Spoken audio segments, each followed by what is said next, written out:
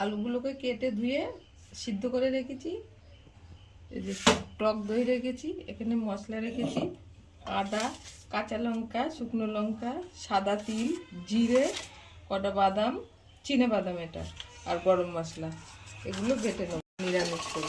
সর্ষের তেল দিয়ে দিলাম, কড়াই সর্ষের তেল দিয়েছি, দুটো শুকনো লঙ্কা, একটু সাদা জিরে, দুটো তেজপাতা দিয়েছি। মশলাটা দিয়ে দিলাম,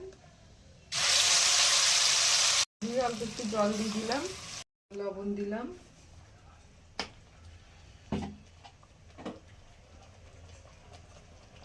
হলুদ দিলাম, একটু কাশ্মীর লঙ্কার গুঁড়ো দিলাম,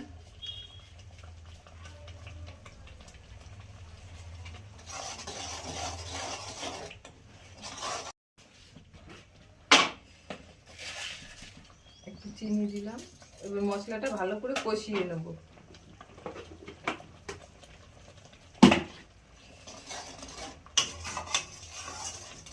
একটু মশলাটা কষানো হলি তারপরে টক দইটা দিয়ে কষিয়ে নেব।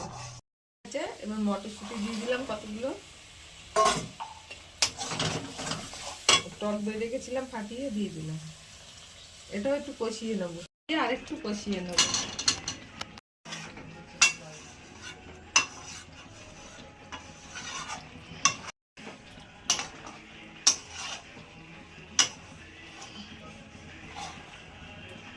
এবার এই যে গরম জল করে রেখেছি, এপাশে গরম জলটা দিয়ে দেবো।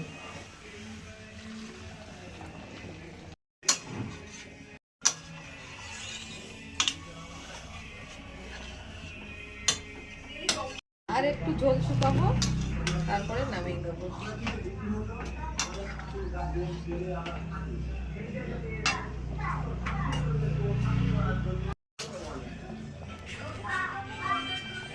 হয়ে গেছে নিরামিষ আলুর দম, এবার নামিয়ে দেবো।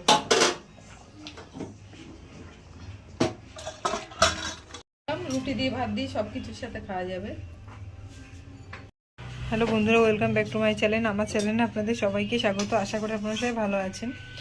ভিডিওটা ভালো লাগলে লাইক, কমেন্ট, সাবস্ক্রাইব, শেয়ার অবশ্যই করবেন এবং কমেন্ট বক্সে জানাবেন যে আজকের ভিডিওটা আপনাদের সবার কেমন লাগলো। ধন্যবাদ।